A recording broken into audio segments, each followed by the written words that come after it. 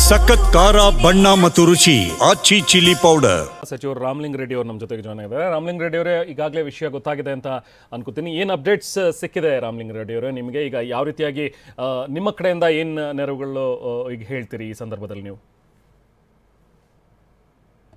Hello ಏನಪ್ಪ sir,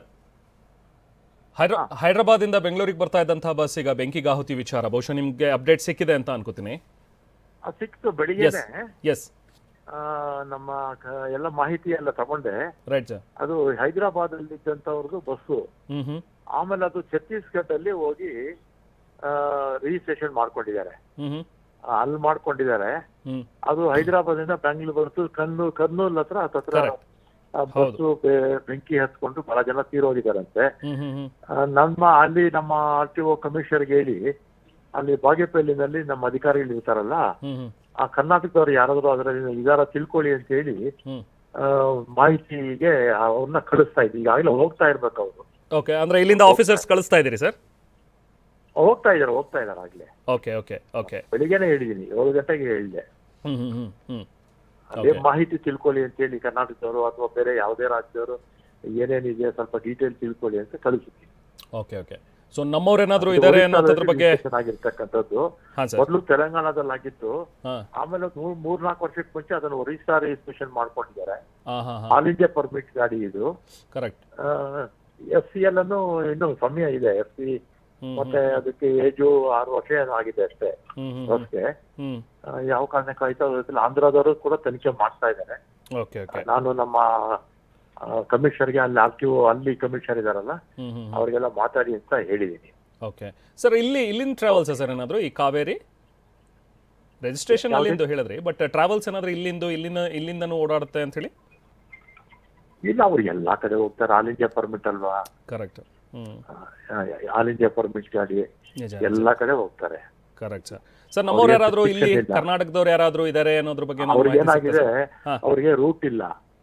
ಆ ಕಡೆನೆ ಹೋಗ್ಬೇಕು ಅಂತೇನಿಲ್ಲ ಆಲ್ ಇಂಡಿಯಾ ಪರ್ಮಿಟ್ಗೆ. ದೇಶದಲ್ಲಿ ಯಾವ ಭಾಗದಲ್ಲಿ ಬೇಕಾದ್ರೂ ಹೋಗ್ಬೋದು. ಆಮೇಲೆ ಅವರು ನಮ್ಗೆ ಟ್ಯಾಕ್ಸ್, ನಮ್ ರಾಜ್ಯದಲ್ಲಿ ಓಡಾಡಿದ್ರು ಕೂಡ ನಮ್ ಟ್ಯಾಕ್ಸ್ ಕಟ್ಟೋದಿಲ್ಲ ಅವರು. ಆ ತರ ಕಾನೂನು ಮಾಡ್ಬಿಟ್ಟಿದ್ದಾರೆ. ಆಮೇಲೆ ಅವ್ರು ಯಾವ ರಾಜ್ಯದಲ್ಲಿ ರಿಜಿಸ್ಟ್ರೇಷನ್ ಮಾಡ್ಕೊಂಡಿರ್ತಾರೋ ಅಲ್ಲೇ FC ಮಾಡ್ಕೊಡ್ತಾರೆ. Correct correct correct. ಯಾವ ರಾಜ್ಯದಲ್ಲಿ FC ಇದು ರಿಜಿಸ್ಟ್ರೇಷನ್ ಆಗಿರುತ್ತಲ್ಲ, FC ಕೂಡ ಅಲ್ಲೇ ಮಾಡ್ಕೋಬೇಕು ಅವರು. ನಿಜ. ಓಕೆ ಸರ್, ಯೂಶುವಲಿ ಬಂದ ತಕ್ಷಣ ನಿಮ್ಗೆ ಹೇಳ್ತೀನಿ. ಹಾಂ ಸರ್, ಯೂಶುವಲಿ ಇಂಥ ಗಾಡಿಗಳು ಈಗ ಬೆಂಕಿಗಾಹುತಿ ಆಗೋದನ್ನ ನೋಡ್ತಾ ಇರ್ತೀವಲ್ಲ ಸರ್, ಏನ್ ರೀಸನ್ ಬೀಯಿಂಗ್ ಅಂತೀರ? ಯಾಕಂದ್ರೆ DAG ಕೂಡ ಹೇಳ್ತಾ ಇದ್ರು ನೋಡಿ, ತುಂಬಾ ಕ್ಲೋಸ್ ಇರುತ್ತೆ. ಜ್ಞಾಪಕ ಇದೆ ನಿಮ್ಗೆ? ಹಾಂ ಸರ್. ಹಿಂದೆ ನಾನು ಹೈದರಾಬಾದ್ ಹತ್ರ ನಮ್ಮ ಜಪಾರ್ ಟ್ರಾವೆಲ್ಸ್ ಬಸ್ ಹೋಗಿ ಆಗಿತ್ತು. ಜ್ಞಾಪಕ ಇದೆ ನಿಮ್ಗೆ? 4 ಜನನೋ 5 ಜನನೋ ತೀರೋದು. ಹೌದು. ಆ ಕಾರಣ ಏನು ಅಂದ್ರೆ ಎಮರ್ಜೆನ್ಸಿ ಡೋರ್ ಇರ್ತಿರ್ಲಿಲ್ಲ. ನಿಜ ನಿಜ. ಆ ಗ್ಲಾಸ್ ಹೊಡೆದು ಆಚೆ ಬರ್ಬೇಕಾಗಿತ್ತು. ಆಮೇಲೆ ಆ ಘಟನೆ ಆದ್ಮೇಲೆ ನಾನೇನ್ ಮಾಡಿದೆ, ಕಡ್ಡಾಯವಾಗಿ ನಮ್ಮ ರೋಡ್ ಟ್ರಾನ್ಸ್ಪೋರ್ಟ್ ಬಸ್ ಇಲ್ಲಿಂದ ಹಿಡಿದು ಎಷ್ಟು ಬಸ್ಸಸ್ ಇದೆಯೋ ಅಷ್ಟು ಬಸ್ಗೂ ಕೂಡ ಡಬಲ್ ಡೋರ್ ಮಾಡುತ್ತೆ. ಕರೆಕ್ಟ್. ಡಬಲ್ ಡೋರ್ ಮಾಡುತ್ತೆ. ಹತ್ರ ಒಂದು 50,000 ಬಸ್ಗಿಂತಲೂ ಹೆಚ್ಚು ಡಬಲ್ ಡೋರ್ ಮಾಡುತ್ತೆ ಆಗ.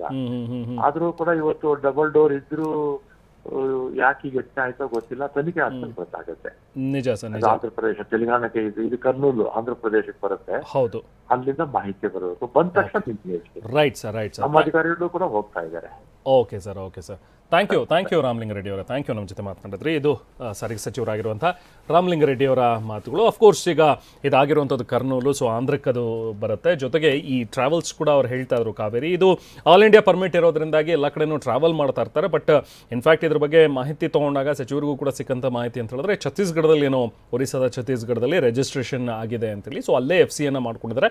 ಹಾಗಂತ ಏನು FC ಲ್ಯಾಪ್ಸ್ ಆಗಿದೆ ಅಂತ ಏನಲ್ಲ, ಇನ್ನು 6 ವರ್ಷ ಅಷ್ಟೇ ಆಗಿರೋದು. FC ಕೂಡ ಇದೆ.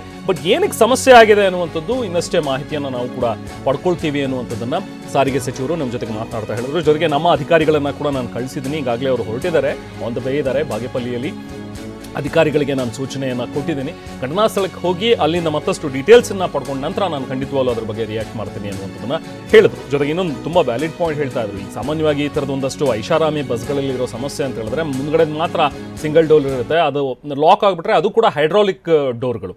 ಆ ಹೈಡ್ರಾಲಿಕ್ ಡೋರ್ ಏನಾದರೂ ಲಾಕ್ ಆಗಿ ಜೊತೆಗೆ ಮಧ್ಯದಲ್ಲೂ ಕೂಡ ಒಂದು ಪಾರ್ಟಿಷನ್ ಇರುತ್ತೆ, ಅಂದರೆ ಡ್ರೈವರ್ಗೆ ಮತ್ತು ಪ್ರಯಾಣಿಕರಿಗೆ ಕಾಂಟ್ಯಾಕ್ಟೇ ಇರಲ್ಲ. ಅದನ್ನು ಕಂಪ್ಲೀಟಾಗಿ ಕ್ಲೋಸ್ ಮಾಡಿಬಿಟ್ರಂತೂ ಡ್ರೈವರ್ ಅವ್ರ ಪಾಡೆಗೆ ಅವ್ರು ಡ್ರೈವ್ ಮಾಡ್ಕೊಂಡು ಹೋಗ್ತಿರ್ತಾರೆ, ಹಿಂದೆ ಪ್ರಯಾಣಿಕರು ಇರ್ತಾರೆ, ಅಂಥ ಬಸ್ಗಳು ಇರುತ್ತೆ. ಸೊ ಹಾಗಾಗಿ ಇಂಥ ಡೋರ್ಗಳೇನಾದರೂ ಜಾಮ್ ಆಗಿಬಿಟ್ರೆ ಓಪನ್ ಮಾಡೋದು ಕಷ್ಟ ಆಗುತ್ತೆ. ಅಂಥ ಸಂದರ್ಭದಲ್ಲಿ ಇಂಥ ಒಂದು ದೊಡ್ಡ ದುರಂತ ಸಂಭವಿಸುತ್ತೆ ಅನ್ನುವಂಥದ್ದು ಸ್ಪಷ್ಟ.